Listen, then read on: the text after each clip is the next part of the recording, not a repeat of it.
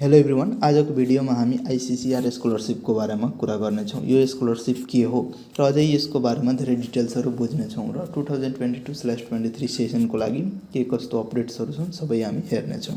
So आजको भिडियोमा हामी हेर्नेछौँ वाट इज आइसिसिआर स्कलरसिप, यसबाट तपाईँले के पाउनुहुन्छ, कसले एप्लाई गर्न सक्छ अनि कसरी र कहिले एप्लाई गर्ने, यसको डेट्सहरू के कस्तो छ र स्कलरसिप 2022/23 सेसनको लागि के छ अपडेट्सहरू त्यो पनि हामी हेर्नेछौँ। फर्स्टमा हेरौँ आइसिसिआर स्कलरसिप भनेको के हो। आइसिसिआर स्कलरसिप भनेको इन्डियन एम्बेसीले प्रोभाइड गर्ने स्कलरसिप हो, जस अन्तर्गत 3वटा स्कलरसिप हुन्छ। जनरल स्कलरसिप स्किम जुन चाहिँ ब्याचलर्स लेभल स्टडिजको लागि हो, सिल्भर जुबली स्कलरसिप स्किम जुन मास्टर्स र पिएचडी लेभल्सको लागि हो, अनि त्यस्तै एउटा अझै हुन्छ scholarship scheme for Indian culture, जस अन्तर्गत तपाईँ इन्डियन कल्चर्स स्टडिज गर्न सक्नुहुनेछ। यो तीनटै स्कलरसिप आइसिसिआर अन्तर्गत पर्दछन्। त्यस्तै अब यसबाट तपाईँले के पाउनुहुन्छ त, यो स्कलरसिपमा तपाईँ के पाउनुहुन्छ। एक त तपाईँ इन्डियाको टप गभर्मेन्ट युनिभर्सिटिजहरूमा पढ्ने अपर्च्युनिटी पाउनुहुन्छ। तपाईँको कम्प्लिट युनिभर्सिटीको एकाडेमिक फीहरू अफ हुन्छ, लाइक तपाईँले केही पे गर्नुपर्ने हुँदैन कलेजलाई। त्यस्तै तपाईँको होस्टेल फी पनि डिडक्ट हुन्छ। मन्थली स्टाइपेन्ड पनि पाउनुहुनेछ, जुन अन्डर ग्रेजुएट कोर्सेसहरूको लागि 18,000 पर मन्थ हो र मास्टर्सको लागि आई थिङ्क 22,000को एप्रोक्स होला, but I am also not exact here. त्यस्तै लाइक जे भए पनि 20,000 प्लस नै छ पर मन्थ दुबईको केसमा। अनि अब हेरौँ कसले त एप्लाई गर्न सक्छ यो स्कलरसिपको लागि। तपाईँ सिटिजन अफ नेपाल हुनुपर्छ, अरू तपाईँको एज मिनिमम 18 इयर हुनु पर्यो। अनि युनिभर्सिटीको रिक्वायरमेन्ट अनुसार लाइक कुन युनिभर्सिटीले कुन कोर्सेसको लागि के इलिजिबिलिटी क्राइटेरिया छ त्यो अनुसार तपाईँले सबै इलिजिबिलिटी क्राइटेरिया फुलफिल गर्नु पर्यो। अनि कुनै युनिभर्सिटीले maybe SAT, GMAT, GRE, JEE advance scores, GATE जस्ता कुराहरू माग्न सक्छौँ। सरी, अझै युनिभर्सिटिज अनुसार तपाईँ जे इलिजिबिलिटी क्राइटेरियाहरू छ सबै तपाईँले हेर्नुपर्ने हुन्छ अनि सबै फुलफिल गर्नुपर्ने हुन्छ।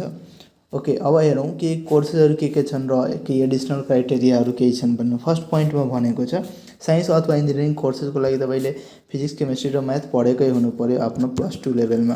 त्यसपछि तपाईँले क्लियरली मेन्सन गरेको हुनु पर्यो तपाईँ कुन कोर्सेसको लागि एप्लाई गर्न चाहनु भइरहेको छ। अनि युनिभर्सिटिजहरूको लागि तपाईँ आइसिसिआरको A2A स्कलरसिप पोर्टलमा गएर तपाईँ युनिभर्सिटीको लिस्ट हेर्न सक्नुहुन्छ अनि त्यसबाट सबै युनिभर्सिटीमा रिसर्च गर्नुहोस् अनि आफूले चाहेको कोर्सेसहरूमा एप्लाई गर्न सक्नुहुनेछ। यहाँ क्लियरली लेखेको छ as IIT do not provide admission in BTech course to foreign student, so they should not apply for same. So यहाँ लेखिएको छ कि आइआइटीले बिटेकमा एडमिसन दिँदैन फरेन स्टुडेन्टलाई। सो तपाईँ एप्लाई गर्दाखेरि बिटेकको लागि यदि एप्लाई गर्नु भइरहेको छ भने आइआइटी नसेलेक्ट गर्नुहोला। त्यस्तै यदि एमबिएको लागि तपाईँ एप्लाई गर्नु भइरहेको छ भने जिमेट स्कोर कम्पलसरी छ, सो तपाईँसँग हुनु पर्यो। यहाँ अझै केही कुराहरू लेखेको छ, सर्ट टर्म कोर्सेसहरूको लागि डिप्लोमाहरूको लागि एक्सेप्ट गर्दैन। अनि त्यस्तै एमबिबिएस, बिडिएस र अझै केही मेडिकल कोर्सेसहरूको लागि यो स्कलरसिप एप्लिकेबल छैन। त्यस्तै applicants of PhD like PhD कोर्सेसहरूको लागि तपाईँ एप्लाई गर्दै हुनुहुन्छ भने सिनप्सिसहरू, प्रपोजलहरू, फर्दर रिसर्च वर्क हुनुपर्छ।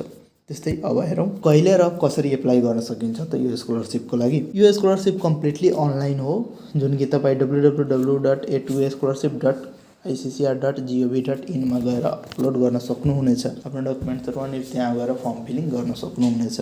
यसको लागि फर्म एनाउन्स हुने डेट भनेको डिसेम्बर, जनवरी अथवा फेब्रुअरीतिर हुन्छ इच इयर। एन्ड एकाडेमिक सेसनहरू तपाईँको जुन, जुलाई, अगस्ततिरदेखि हुन्छ, लाइक डिपेन्डिङ अपन कलेज। कुनै कलेजको जुनको एन्डमा हुनसक्छ, कुनै कलेजको जुलाईको स्टार्टिङतिर। यस्तै लाइक यो टोटल्ली कलेजेस र युनिभर्सिटिजमा डिपेन्ड पर्छ। यो होइन कि सबै युनिभर्सिटिजहरूको एकैचोटि स्टार्ट हुन्छ, त्यस्तो भने केही हुँदैन, डिपेन्ड्स अपन युनिभर्सिटी। यति कुरा गरिसकेपछि आइसिसिआर स्कलरसिप 2022/23 सेसनको लागि कुरा गरौँ। केही अपडेट्सहरू छन् त के छन्। यसको लागि फर्म एनाउन्स भइसकेको छ, बट अहिले आइसिसिआरको पोर्टलमा एप्लाई गर्ने आएको छैन। त्यो 25 जनवरी पछि मात्र आउने हो। अहिलेको लागि केही कुराहरू यहाँ छ, अपडेटहरू हेरौँ। यही 3वटा स्कलरसिपको लागि फर्म खुलेको छ, general scholarship scheme, silver jubilee अनि स्कलरसिप फर इन्डियन कल्चर। यहाँ तपाईँ हेर्न सक्नुहुन्छ गोल्डन जुबली भनेको अन्डर ग्रेजुएटको लागि, सिल्भर जुबली भनेको पोस्ट ग्रेजुएट र पिएचडी कोर्सेसहरूको लागि, पोस्ट ग्रेजुएट भनेको मास्टर्स एन्ड पिएचडी कोर्सेस।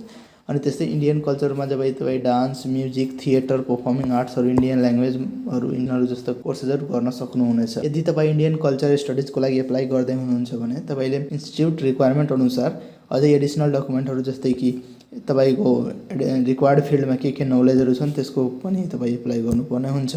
त्यस्तै अब एप्लाई कसरी गर्ने त अनलाइन एप्लिकेसन तपाईँ www.a2ascholarship.iccar.gov.in मा गएर एप्लाई गर्न सक्नुहुन्छ। अहिले त्यो एक्टिभ छैन, 25 जनवरी 2022 पछि मात्र एक्टिभ हुन्छ यो सेसनको लागि, लाइक 2022/23 सेसनको लागि 25 जनवरीदेखि एक्टिभ हुन्छ अनि त्यसपछि गएर तपाईँ फर्म फिलिङ गर्न सक्नुहुनेछ। यो A2A स्कलरसिपको वेबसाइटमा गइसकेपछि त्यहाँ इन्स्ट्रक्सनको पेजहरू छ, युनिभर्सिटी लिस्टहरू छ र अझै धेरै कुराहरू छ। डकुमेन्टहरू के चाहियो, फिजिकल फिटनेस सर्टिफिकेटको स्याम्पलहरू छ र अझै धेरै कुराहरू छ। त्यो लिएर पढ्नु होला अनि त्यसपछि मात्र एप्लाई गर्नु होला। अझै यहाँ ध्यान दिनुपर्ने कुराहरू, यदि तपाईँ कुनै युनिभर्सिटी अथवा इन्स्टिट्युटलाई सिलेक्ट गर्नु गइरहेछ आफ्नो पढाइको लागि या आफूले एप्लाई गर्नको लागि भने त्यसको लागि सबै के एलिजिबिलिटी क्राइटेरियाहरू छ, त्यसको स्पेसिफिक क्राइटेरियाहरू, सब्जेक्टहरू सबै डिटेलमा बुझ्नुहोस् अनि मात्रै एप्लाई गर्नुहोला। किनभने मेबी तपाईँ यस्तै एप्लाई गरिदिनुहुन्छ अनि त्यो कलेजमा त्यो कोर्स नै छैन, देन के गर्नुहुन्छ, तपाईँको फर्म यस्तै रिजेक्ट हुन जान्छ। सो पहिला भेरिफाई गर्नुहोस्, युनिभर्सिटीसँग कन्ट्याक्ट गर्नुहोस्, त्यसको वेबसाइटमा गएर हेर्नुहोस् अनि त्यसपछि गर्न सक्नुहुन्छ। युनिभर्सिटी ग्रान्ट्स कमिसनको वेबसाइटमा पनि गएर धेरै कुराहरू हेर्न सक्नुहुन्छ। बट तपाईँ क्लियर हुनुहोस् कि त्यो युनिभर्सिटीमा मेरो कोर्स छ र म यसमै एप्लाई गर्छु भनेर। अनि त्यस्तो तपाईँले 5वटा युनिभर्सिटी सिलेक्ट गरेर राख्नुहोस् अनि तपाईँ एप्लाई गर्न सक्नुहुनेछ। त्यस्तै अब एप्लिकेसन कसरी सब्मिट गर्न त एप्लिकेसन सब्मिट गर्नको लागि तपाईँले 400 डिपोजिट गर्नुपर्ने हुन्छ यहाँ दिएको एकाउन्ट नम्बरमा। यो डकुमेन्ट म तल डिस्क्रिप्सनमा राखिदिनेछु, त्यहाँबाट गएर तपाईँ एक्सेस गर्नुहोस् अथवा इन्डियन एम्बेसीको पेजबाट पनि एक्सेस गर्न सक्नुहुनेछ। एकचोटि पेमेन्ट गरिसकेपछि र एप्लिकेसन फिल गरिसकेपछि तपाईँको पेमेन्ट रिसिप्ट अनि एप्लिकेसन भरेको जुन कपी हुन्छ त्यसलाई प्रिन्ट गरेर गएर एम्बेसी अफ इन्डिया काठमाडौँमा सब्मिट गर्नुपर्ने हुन्छ।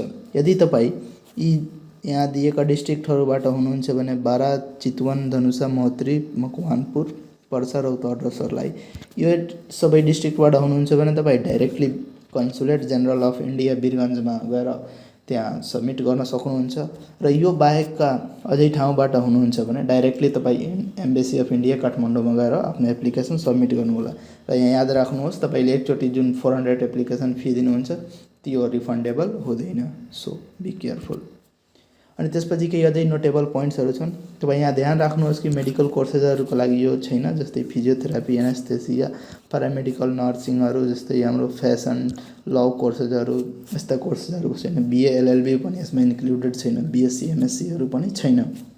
ओके, BSc एन्ड MSc छैन कि, लाइक जुन 5 इयर कोर्सेस हुन्छ त्यो छैन। र त्यस्तै सेकेन्ड पोइन्ट यहाँ दिएको छ, यदि तपाईँ BSc, BE र BTech कोर्सेसहरूको लागि एप्लाई गर्दै हुनुहुन्छ भने तपाईँले आफ्नो +2 मा फिजिक्स, केमिस्ट्री र म्याथमेटिक्स पढेकै हुनु पर्यो अनि तपाईँले आफ्नो लेभल 10 र 10+2 को मार्कसिटहरू अपलोड गर्नुपर्ने हुन्छ इन इङ्ग्लिस।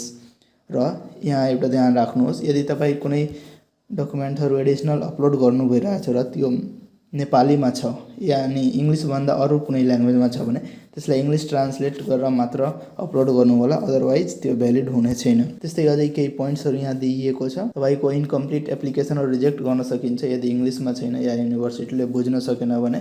सो तपाईँले जति पनि डकुमेन्टहरू अपलोड गर्नुहुन्छ मेक स्योर कि तपाईँ त्यो सबै डकुमेन्टहरू इङ्ग्लिसमा होस् अनि त्यस्तै यहाँ हेर्न सक्नुहुन्छ। अनि एप्लाई गर्दाखेरि क्यान्डिडेट्सको मिनिमम 18 इयर अफ एज हुनु पर्यो अनि म्याक्सिमम 30 इयर्स। अनि त्यस्तै सबमिसन अफ इनकरेक्ट इन्फर्मेसन, त्यस्तो इनकरेक्ट इन्फर्मेसनहरू नअपलोड गर्नु होला, नत्र तपाईँको फर्म रिजेक्ट हुने चान्स हुन्छ। अनि so be careful while filling the application form. अनि त्यस्तै एउटा यहाँ इम्पोर्टेन्ट इन्फर्मेसन दिइएको छ, एम्बेसी अफ इन्डियाले जति पनि त्यो एप्लिकेन्टहरू हुन्छ तिनीहरूले स्वयं गएर आफ्नो फर्महरू दिने होला, त्यहाँ तिनीहरूबाट मात्रै एक्सेप्ट गर्छ। त्यो एम्बेसीले यहाँ क्लियरली लेखेको छ कि मिडल म्यानहरू जस्तो एजुकेसनल कन्सल्टेन्ट, मिडल म्यान एजेन्सीहरूबाट एक्सेप्ट गर्दैन। र यस्तो केसमा गरे यस्तो केसहरू पाएको खण्डमा स्टुडेन्टहरूको फर्म मेबी रिजेक्टेड हुनसक्छ। So be careful and we wish you all the best for this scholarship. Good lock.